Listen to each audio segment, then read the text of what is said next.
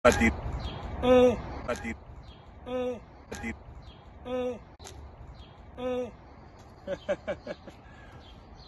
Voilà.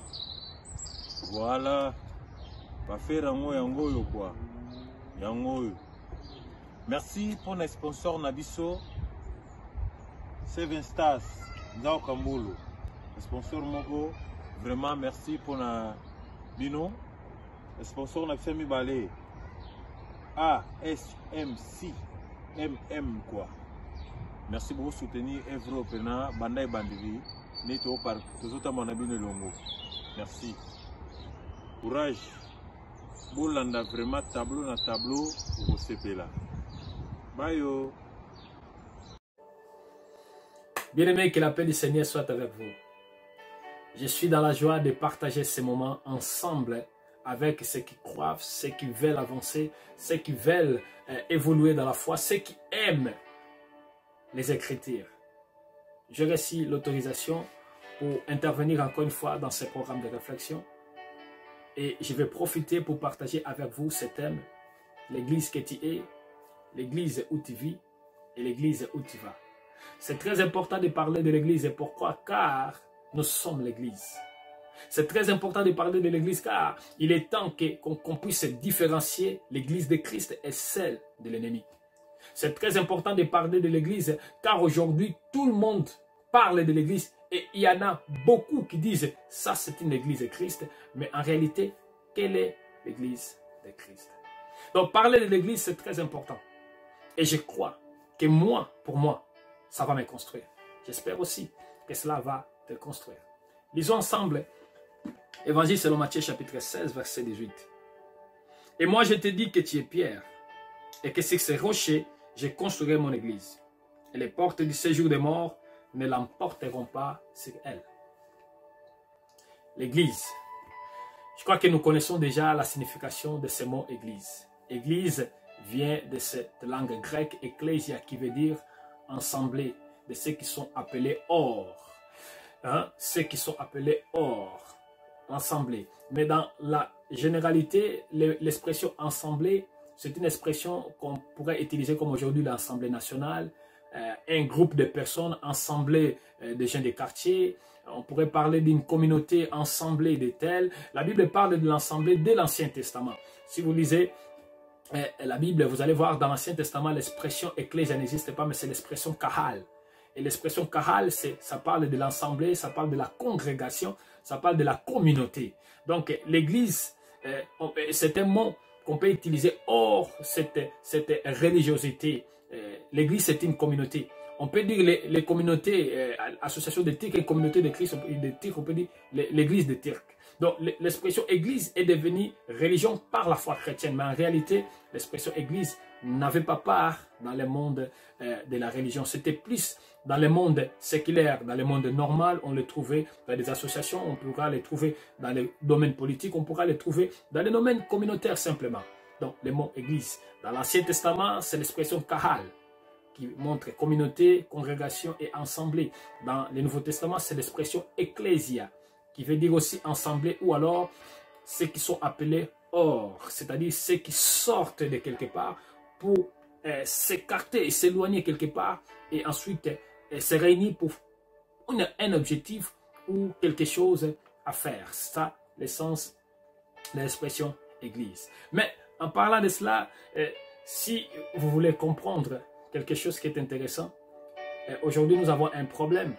Nous parlons de l'église comme beaucoup de gens disent, moi je n'ai plus besoin d'aller dans l'église parce que je suis l'église, je reste chez moi, je prierai chez moi, Dieu est partout, l'église il est le corps de Christ, il est universel. Oui, il y a des expressions qu'il faut comprendre. Nous avons l'église comme organisme et quand on parle de l'église comme organisme, nous sommes en train de parler de l'église universelle. Ceux qui sont en Chine, ce sont des chrétiens. En Afrique, il y a des chrétiens. En Amérique, il y a des chrétiens. Partout, il y a des chrétiens. Mais nous sommes tous églises, mais on ne se connaît pas. Ça, c'est l'église universelle. Ça, c'est l'organisme. Et c'est cette église que Christ viendra prendre quand il reviendra. Cette église-là, elle aura du sens. L'expression église dans ce sens-là, c'est l'expression rassemblement. Et cela va être réel et va avoir la vie quand le Christ viendra. Mais pour l'instant, l'église qui est en actualité et l'église que nous devons considérer, ce n'est pas universel, c'est plutôt l'église locale, organisation. J'arriverai là-bas pour m'expliquer un peu, c'est pourquoi j'ai parlé de l'église que tu es, de l'église où tu vis et de l'église où tu vas. Donc ça c'est un peu l'image de ce qui concerne l'église. Alors revenons sur Matthieu chapitre 16 verset 18. Nous avons devant nous des personnages très importants. Le premier des personnages, c'est l'apôtre Pierre. J'aimerais bien le prendre, le mettre dans le premier personnage parce que c'est lui qui a fait quelque chose qui a attiré l'attention. Malgré que la plus grande des personnages, c'est le Christ. Mais je prends le premier personnage, l'apôtre Pierre, parce que c'est lui qui a fait un acte qui a admiré le Seigneur. Et le deuxième personnage, c'est le Seigneur lui-même. Et on peut prendre même un troisième personnage ou troisième groupe, c'est les autres, les restes des disciples. Ils sont en train de faire ce voyage vers Jérusalem. Et tout au long de la route, Jésus pose la question, que disent les gens par rapport au Fils de l'homme? Et les apôtres commencent ou les disciples commencent à essayer de donner les noms selon ce que les gens disent. Ah, ils ont dit ça, ils ont dit ça, ils ont dit ça. C'est des rumeurs que Jésus voulait savoir. Jésus maintenant dit, et vous maintenant? Alors là, il y a un silence qui s'est fait, mais d'un coup, Pierre se révèle et dit, tu es le Christ, le Fils de Dieu vivant. Et Jésus dit, ah, tu as compris, Simon. Ce n'est pas la chair ni le sang qui t'a révélé ces choses. C'est-à-dire, ce ne sont pas tes propres sentiments, mais c'est mon Père qui t'a révélé cela. Et Jésus ramène Simon à ce qu'il lui avait déjà dit dès les premiers jours qu'ils se sont rencontrés. Il dit, et moi, je te dis que tu es Pierre. Ce n'est pas la première fois que Jésus traite Simon de Pierre. Et le nom Pierre, il l'avait déjà donné depuis les premiers jours qu'ils se sont rencontrés tous les deux. Si vous pouvez avoir le temps, je n'aimerais pas les lire maintenant, dans l'Évangile selon Jean chapitre 1, verset 40 jusqu'au verset 41, vous allez voir quand André et Philippe, ils ont vu Jésus, ils l'ont suivi, vu les paroles de Jean, et ils ont dit, maître, où t'habites? Ils sont partis, et à ce moment, ils ont compris, c'est le Messie. Et André est parti chercher son frère Simon, il a dit, nous avons trouvé le Christ. Et il a mené vers Jésus. Et quand Jésus voit, il dit, tu es Simon, fils de Jonas, mais tout de suite il dit, je t'appellerai, ou tu seras appelé Pierre. C'est le premier jour que ces deux personnes vont se rencontrer, que Jésus va lui dire, toi tu es Pierre. Et là, ce jour-là, quand il a dit, tu es le Christ, le Fils de Dieu vivant, il a dit, tu comprends pourquoi je t'avais dit, tu es Pierre? Tu comprends pourquoi je t'avais dit, je t'appellerai avec ce surnom, Pierre. Et là, il commence maintenant à révéler le mystère de la construction de l'église. Il dit, et moi je te dis que tu es Pierre, et que sur ces rochers, je construirai mon église, et les portes de ce jour de mort ne l'emporteront pas sur elle. Qu'est-ce que Jésus voulait dire par là? Pour mieux les comprendre, nous allons utiliser un peu la langue d'origine, la langue que les évangiles ont été écrits, la langue d'origine, la langue grecque. Qu'est-ce qui se passe? Jésus, quand il dit, tu es Pierre. L'expression Pierre ici, c'est Pétros, un petit caillou. Il dit, tu es Pierre. Et sur cette rocher, dans d'autres versions, on dit, et sur cette pierre, il parle d'un grand rocher. Dans le grec, on dit Petra. Il dit, tu es Pétros. Et sur cette Petra, j'ai bâti mon église. Là, nous comprenons que Jésus ne parlait pas de la même personne. Tout d'abord, il dit, tu es Pétros, et ensuite, il dit, je bâtirai sur Petra. Donc, c'est-à-dire, il y a Pierre et il y a quelqu'un d'autre. Qui est cet autre personnage? Pierre, c'est Pétros. C'est toi. Tu es Pierre. Tu es Pierre, Pétros. C'est cette Pierre, Petra. Là, ce n'est plus Pierre. Parce que Pierre, c'est Pétros, petit caillou. Et Petra, c'est qui? C'est le Christ. Qu'est-ce que Christ a voulu dire? Tu es Pierre, tu es ce petit caillou dont je bâtirai avec mon église. Tu es Pierre, et sur cette Petra, je bâtirai mon église. Jésus est le Petra, Jésus est le grand rocher. Pierre ne pourrait pas être le rocher. Et Jésus ne peut pas ou ne pourrait pas construire son église sur pierre. Parce que construire l'église sur pierre, c'est faire de pierre la fondation, la base de toutes choses. Mais cela, c'est impossible bibliquement. C'est impossible. Pourquoi? Parce que, regardez, Ésaïe chapitre 26, verset 4, je ne vais pas le lire. Là-bas, Ésaïe présente Jésus comme étant le rocher des siècles. Il parle de lui comme étant le rocher des siècles. Permettez-moi de le lire quand même. Ésaïe chapitre 26, verset 4. Pierre ne peut pas être le rocher. La deuxième chose, c'est lui-même Pierre dans 1 Pierre chapitre 2, verset 4, il considère Jésus comme la pierre vivante. D'accord? Et quand il parle de la pierre vivante, il n'utilise pas l'expression Pétros. Pardon, excusez-moi, il utilise l'expression Pétra, grand rocher. Dans 1 Pierre toujours chapitre 2, verset 6, il traite Jésus de la pierre de l'angle. La pierre de l'angle, c'est-à-dire la pierre principale, dans d'autres versions. C'est-à-dire, on ne peut pas bâtir sans la pierre principale. Pierre ne peut pas être la pierre principale pour bâtir l'église. La pierre principale, c'est le Christ. Je répète un peu. Quand il dit, tu es Pierre, il est en train de lui dire, tu es Pétros, tu es une petite caillou ou un petit caillou. Et si c'est rocher, c'est-à-dire, toi, tu as reçu la révélation. Tu es Pierre, tu es un petit caillou. Et si ce rocher, moi, le grand rocher, par toi, je bâtirai mon église. Mais ce n'est pas seulement de Pierre qu'il parle. Pierre, il est juste, comme je disais, Pierre, il est juste le représentant de tous. Parce que l'expression Pierre, ce n'est pas simplement pour Pierre. Le surnom, lui, il a réussi. Mais plus tard, vous allez remarquer, nous tous, nous sommes des pierres. Et des pierres vivantes. Qui va l'expliquer que nous sommes des pierres et des pierres vivantes? C'est lui-même Pierre. Je lirai ensemble avec vous. Donc, Jésus dit à Pierre, tu es un petit caillou. Et sur ces rochers que je suis, je bâtirai mon église. En prenant toi, les petits cailloux.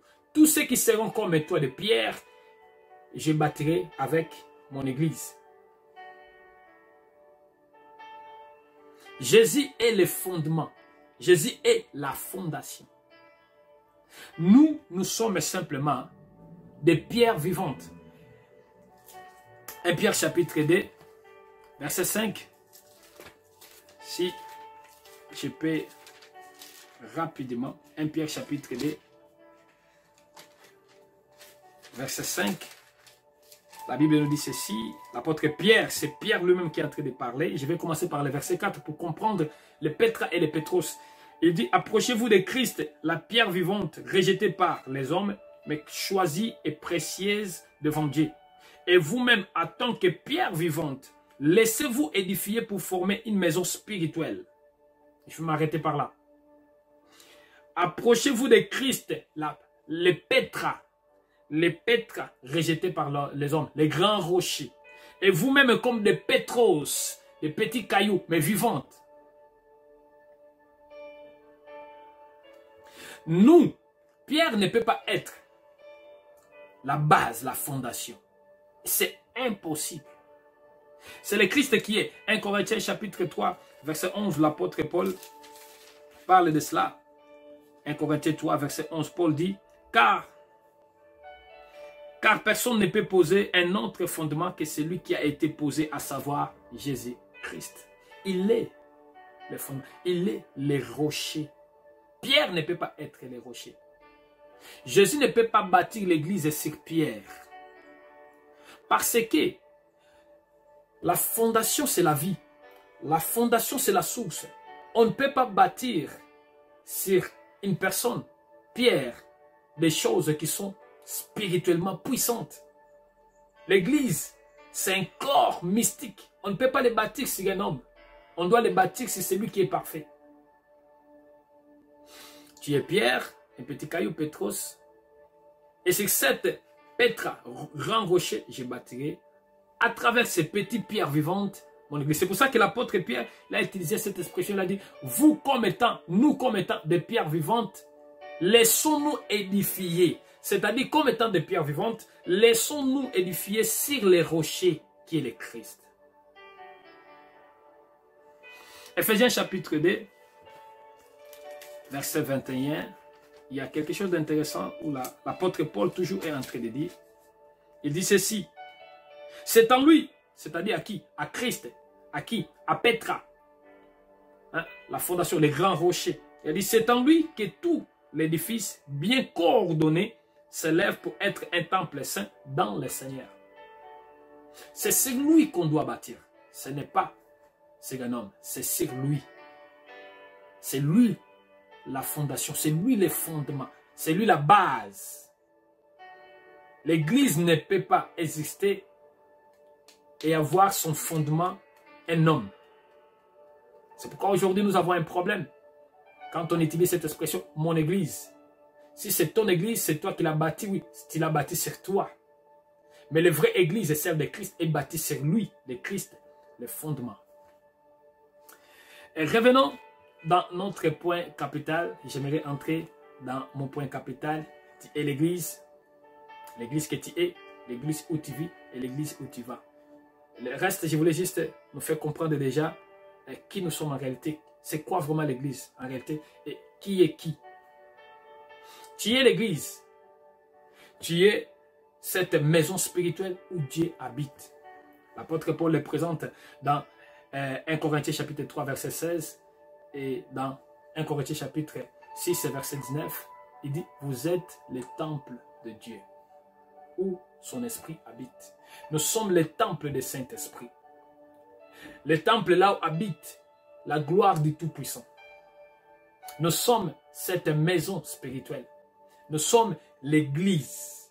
L'église, c'est moi, c'est toi, c'est tous ces Pétros.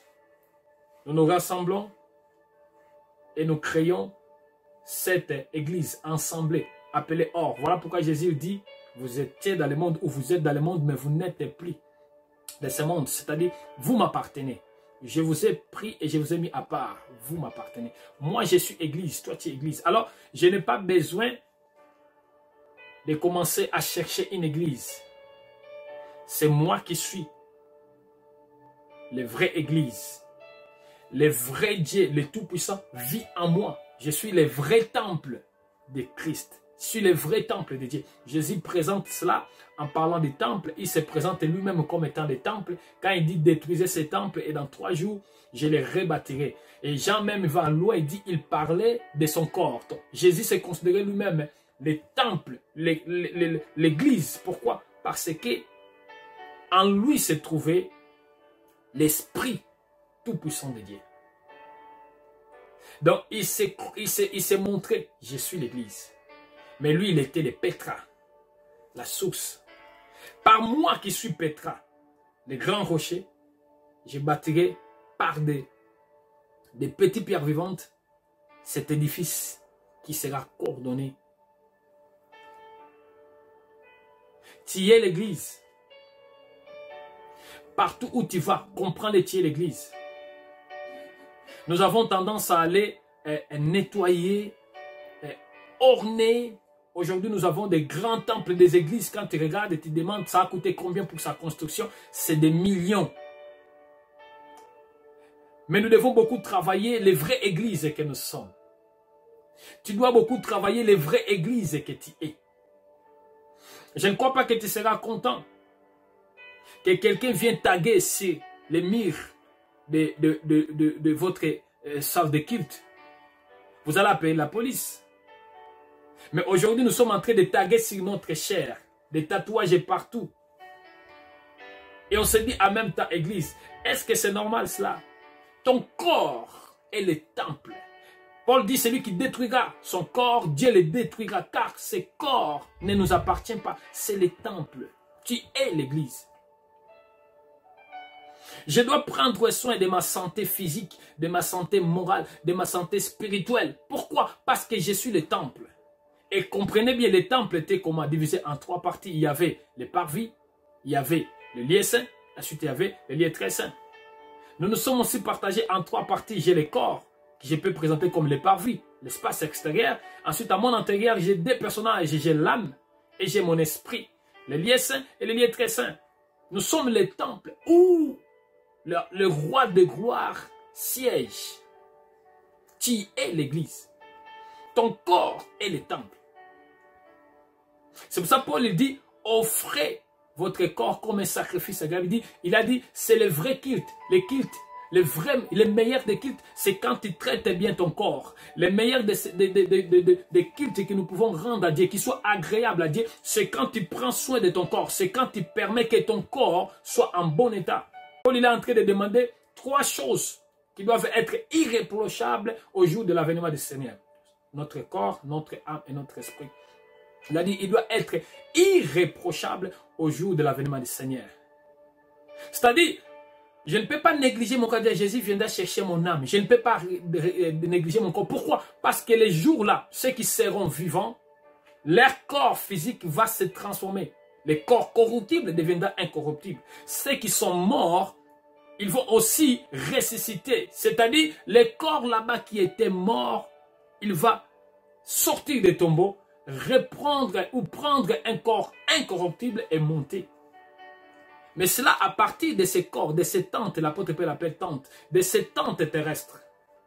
Ces tentes terrestres vont avoir cette transformation pour aller vers les temples spirituels. Ce corps corruptible prendra l'incorruptibilité. Donc, je dois traiter tout mon être comme il faut. Mon corps, mon âme et mon esprit doivent être bien traités. Parce que je suis le temple.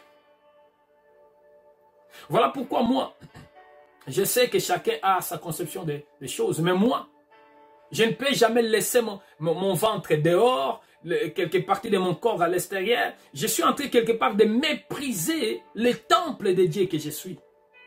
Car l'apôtre Paul a dit ça dans Romains 12, hein, que notre corps, en offrant notre corps à Dieu, nous sommes en train de réaliser un culte raisonnable. Le vrai et le meilleur des cultes, c'est quand on prend notre corps, on l'offre à Dieu.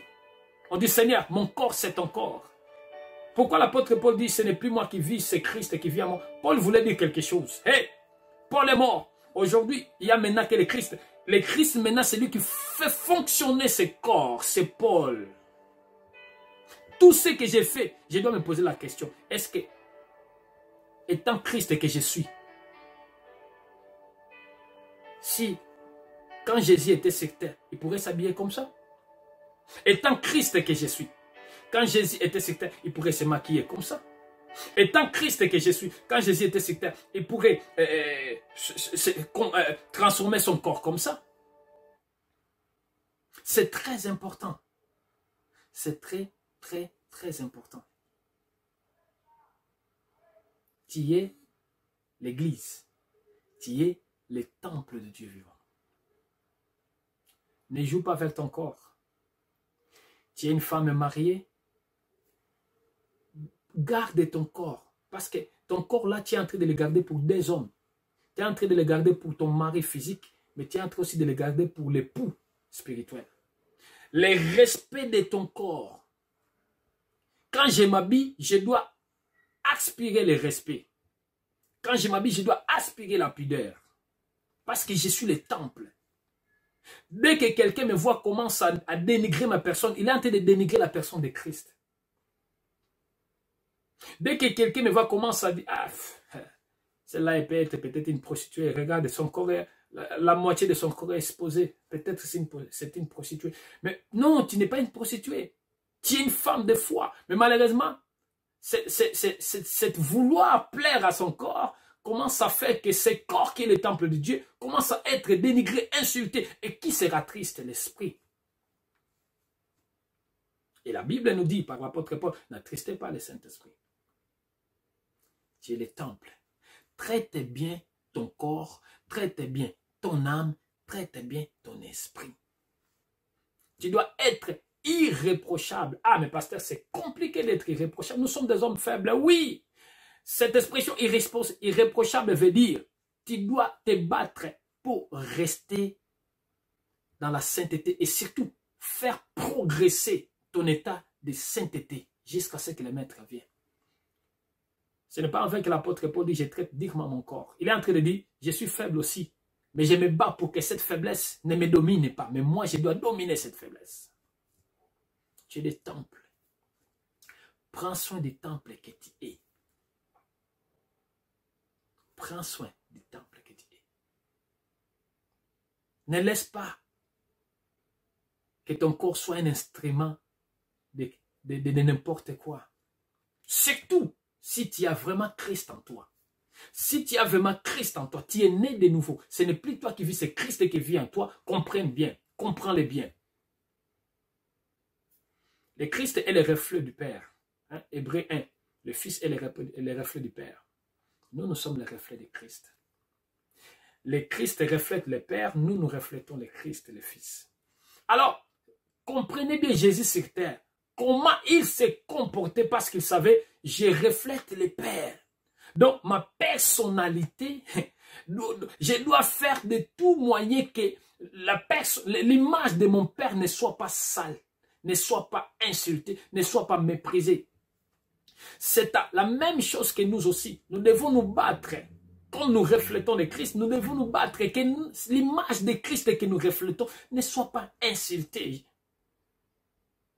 Ne soit pas critiquée. Vous savez, parfois nous sommes critiqués.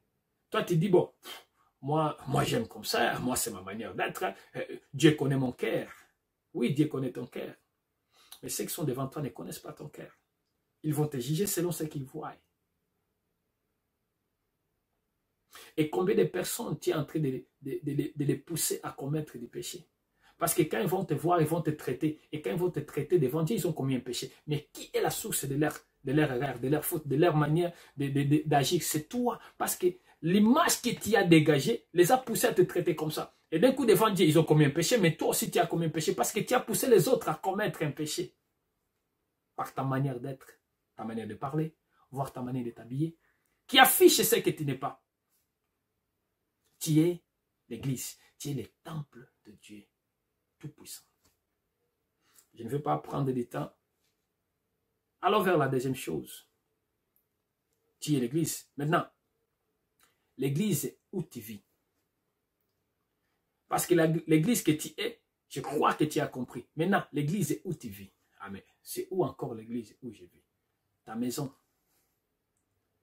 Ta maison est l'église. Ah, mais pasteur, c'est l'île? Non. Ce n'est pas seulement l'histoire de ces l'île. Regardez, dans Josué chapitre 24, verset 15, Jésus dit, moi et ma maison, nous servirons l'Éternel. Est-ce que la maison qu'il parle, Jésus dit quoi? Moi et ma maison, moi et les bâtiments de ma maison. Oh, moi et la tente, ma tente. Parce qu'à l'époque, il n'y avait pas, le peuple d'Israël n'avait pas de maison de briques. Ils étaient en pleine route pour hériter la terre de Canaan. Donc, c'était des tentes. Est-ce que Josué disait, moi et la tente que j'ai fabriquée, nous savons non. Quand il dit, moi et ma maison, il est en train de parler de sa famille. Alors, l'expression qu'ils utilisent, ma maison, ta maison, c'est ta famille. Ta famille, c'est dans un endroit où vous vivez. Je parle aussi de la maison physique, là où tu vis. Parce que ta maison doit te refléter. La maison des sorciers, c'est un terrain de la sorcellerie. La maison des footballeurs, c'est un terrain de football. Tu entres et tu trouves de tout ce qui concerne le foot, tu trouveras. La maison d'un croyant, la maison d'un enfant de Dieu doit refléter l'église. Quand quelqu'un entre et se dit, je suis entré à l'église. J'ai fui l'église, mais je suis entré à l'église. Quand quelqu'un entre chez toi, doit avoir vous savez, on a tendance, on voit même déjà, il peut être, je ne sais pas comment, mais quand on arrive ici, il va entrer dans une église, on change de la démarche, voire même on enlève la casquette, on commence à chercher à se dresser parce que c'est un lieu saint. Mais en réalité, ce n'est pas seulement là-bas. Ta maison doit être aussi un endroit comme ça. Quand quelqu'un entre chez toi, qu'il se dise, je suis entré à l'église, commence à se mouvementer. Ta maison, tout ce qui se passe dans ta maison doit refléter l'église. Car toi qui es l'église, là où tu habites, tu contamines cet endroit par ta personnalité. Donc, si tu es l'église, ta maison automatiquement est l'église. Toute personne qui a besoin d'évangile, si entre chez toi, direct ou indirect, il entendra la parole de Dieu. Il entendra par une affiche sur le mur, ou un portrait sur le mur, ou un verset biblique, soit par la télé, ta télé, par la musique à ta maison, par votre manière de vivre, par l'atmosphère de votre... Il va écouter la parole. Donc ta maison est aussi l'église. Ta maison est aussi l'église. Tu es le temple Prends soin du temple que tu es. Prends soin du temple que tu es. Ne laisse pas que ton corps soit un instrument de n'importe quoi. Surtout si tu as vraiment Christ en toi. Si tu as vraiment Christ en toi, tu es né de nouveau. Ce n'est plus toi qui vis, c'est Christ qui vit en toi. Comprends bien, comprends-le bien. Le Christ est le reflet du Père. Hein? Hébreux 1. Le Fils est le reflet du Père. Nous sommes le reflet de Christ. Le Christ reflète le Père, nous reflétons le Christ et le Fils. Alors, comprenez bien Jésus sur terre. Comment il s'est comporté parce qu'il savait, je reflète le Père. Donc, ma personnalité, je dois faire de tout moyen que l'image de mon Père ne soit pas sale, ne soit pas insultée, ne soit pas méprisée. C'est la même chose que nous aussi. Nous devons nous battre. Quand nous reflétons le Christ, nous devons nous battre. Que l'image de Christ que nous reflétons ne soit pas insultée. Ne soit pas critiquée. Vous savez, parfois nous sommes critiqués. Toi, tu dis, bon, moi j'aime comme ça. Moi, c'est ma manière d'être. Dieu connaît mon cœur. Oui, Dieu connaît ton cœur. Mais ceux qui sont devant toi ne connaissent pas ton cœur. Ils vont te juger selon ce qu'ils voient. Et combien de personnes tu es en train de les pousser à commettre des péchés? Parce que quand ils vont te voir, ils vont te traiter. Et quand ils vont te traiter devant Dieu, ils ont commis un péché. Mais qui est la source de leur erreur, de leur faute, de leur manière d'agir? C'est toi. Parce que l'image que tu as dégagée les a poussés à te traiter comme ça. Et d'un coup, devant Dieu, ils ont commis un péché. Mais toi aussi, tu as commis un péché. Parce que tu as poussé les autres à commettre un péché. Par ta manière d'être, ta manière de parler, voire ta manière de t'habiller, qui affiche ce que tu n'es pas.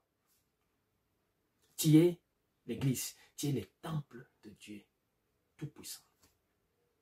Je ne veux pas prendre du temps. Allons vers la deuxième chose. Tu es l'église. Maintenant, l'église où tu vis. Parce que l'église que tu es, je crois que tu as compris. Maintenant, l'église où tu vis. Amen. C'est où encore l'église où je vis? Ta maison. Ta maison est l'église. Ah, mais pasteur, c'est l'île? Non. Ce n'est pas seulement l'histoire de ces l'île. Regardez, dans Josué chapitre 24, verset 15, Jésus dit, moi et ma maison, nous servirons l'Éternel. Est-ce que la maison qu'il parle, Jésus dit quoi? Moi et ma maison, moi et les bâtiments de ma maison. Oh, moi et la tente, ma tente. Parce qu'à l'époque, il n'y avait pas, le peuple d'Israël n'avait pas de maison de briques. Ils étaient en pleine route pour hériter la terre de Canaan. Donc, c'était des tentes. Est-ce que Josué disait, moi et la tente que j'ai fabriquée, nous savons non. Quand il dit, moi et ma maison, il est en train de parler de sa famille. Alors, l'expression qu'ils utilisent, ma maison, ta maison, c'est ta famille. Ta famille, c'est dans un endroit où vous vivez. Je parle aussi de la maison physique, là où tu vis. Parce que ta maison doit te refléter. La maison des sorciers, c'est un terrain de la sorcellerie. La maison des footballeurs, c'est un terrain de football. Tu entres et tu trouves de tout ce qui concerne le foot, tu trouveras. La maison d'un croyant, la maison d'un enfant de Dieu doit refléter l'église. Quand quelqu'un entre et se dit, je suis entré à l'église. J'ai fui l'église, mais je suis entré à l'église. Quand quelqu'un entre chez toi, doit avoir vous savez, on a tendance, on voit même déjà, il peut être, je ne sais pas comment, mais quand on arrive ici, il va entrer dans une église, on change de la démarche, voire même on enlève la casquette, on commence à chercher à se dresser parce que c'est un lieu saint. Mais en réalité, ce n'est pas seulement là-bas. Ta maison doit être aussi un endroit comme ça. Quand quelqu'un entre chez toi, qu'il se dise, je suis entré à l'église, commence à se mouvementer. Ta maison, tout ce qui se passe dans ta maison doit refléter l'église. Car toi qui es l'église, là où tu habites, tu contamines cet endroit par ta personnalité. Donc, si tu es l'église, ta maison automatiquement est l'église. Toute personne qui a besoin d'évangile, si entre chez toi, direct ou indirect, il entendra la parole de Dieu. Il entendra par une affiche sur le mur, ou un portrait sur le mur, ou un verset biblique, soit par la télé, ta télé, par la musique à ta maison, par votre manière de vivre, par l'atmosphère de votre... Il va écouter la parole. Donc ta maison est aussi l'église. Ta maison est aussi l'église.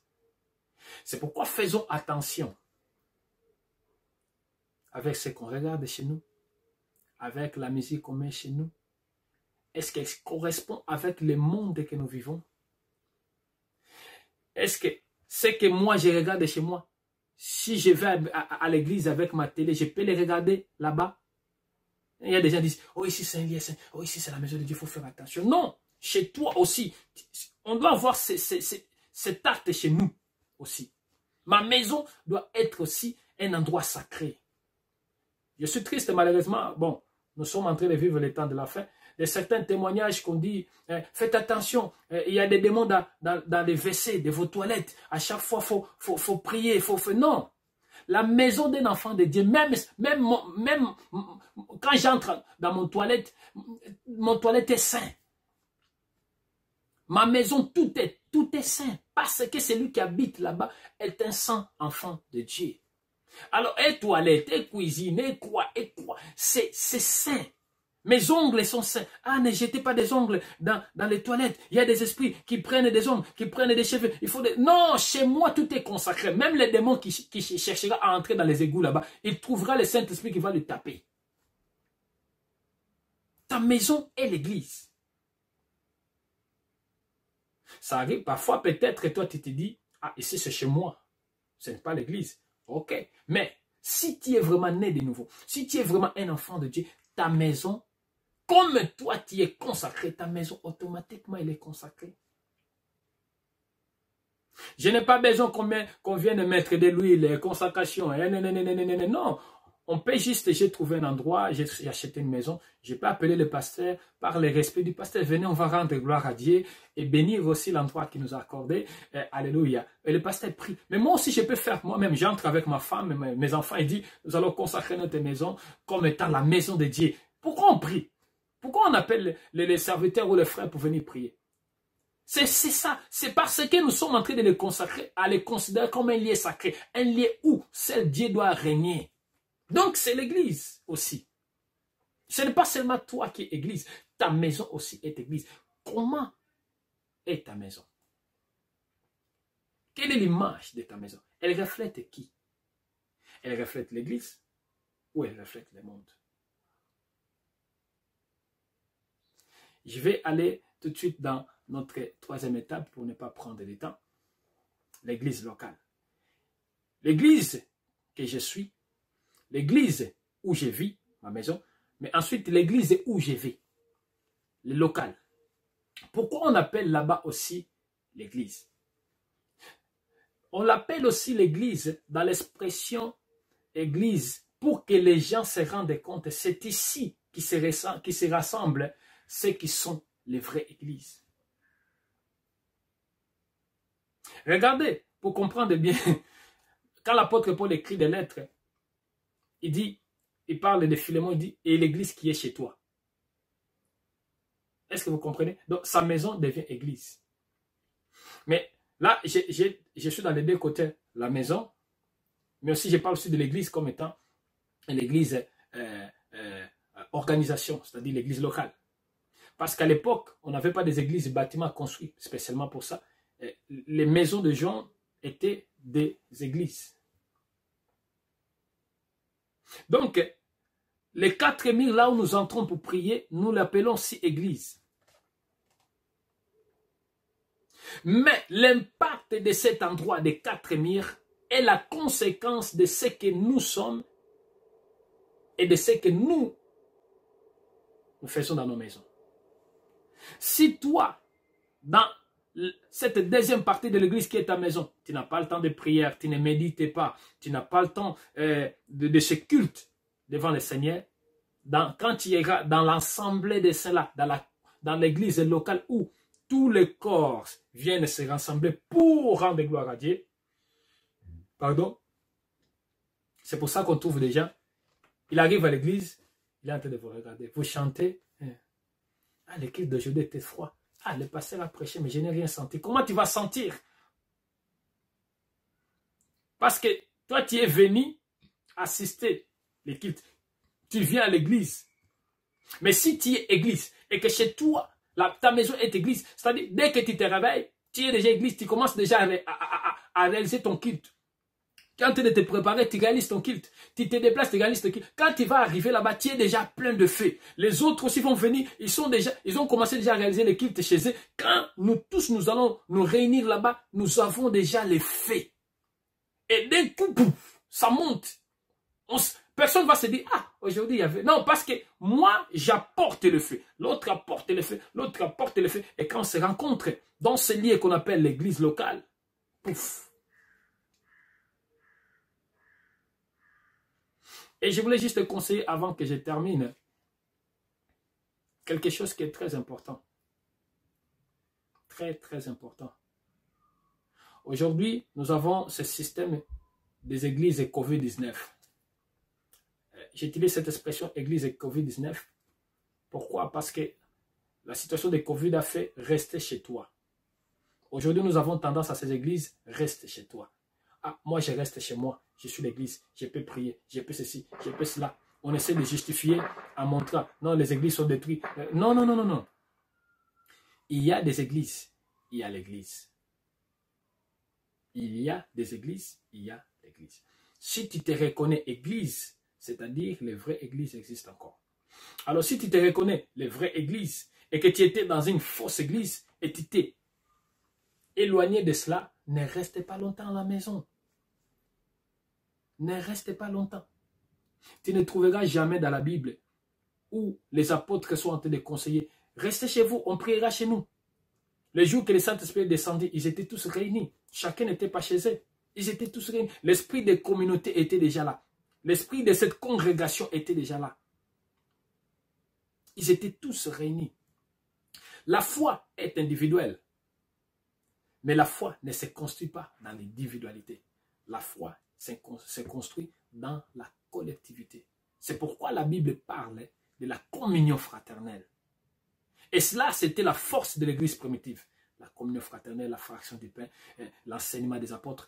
Ils se réunissaient. Ils se réunissaient. Chacun venait, on se rencontrait quelque part pour adorer, pour partager la parole de Dieu, témoigner, recevoir l'encouragement. Si tu restes fermé chez toi, non, l'église, les églises là, non, je suis l'église, je reste chez moi, je suis l'église. Peut-être chez toi, tu vas prier 1 mois, 2e mois, 3e mois. Là où tu avais l'habitude de prier 1 heure, tu commences à 30 minutes, 30 minutes, 20 minutes, 20 minutes, 10 minutes. Et il y a la télé, il y a le frigo, il y a tout, il y a tout, il y a tout. Il y a beaucoup de distractions. Et comme tu es seul, souvent toi, tu n'as pas les dons de la compréhension de l'écriture. Tu vas commencer à lire, à les comprendre. Tu es béni, mais peut-être tu auras besoin de la révélation. Personne n'est là. Peut-être tu as besoin d'encouragement. Les dons de l'encouragement, quelqu'un d'autre est là. Mais comme tu es seul, tu ne peux pas profiter. La Bible dit qu'il a donné des différents dons pour les biens communs de l'église. C'est-à-dire, le rassemblement est important. Ne méprise pas l'église que tu es. Ta personne, ton corps, ton âme, ton esprit. Ne méprise pas l'église où tu vis, ta maison, et ne méprise pas l'église où tu vas, l'église locale.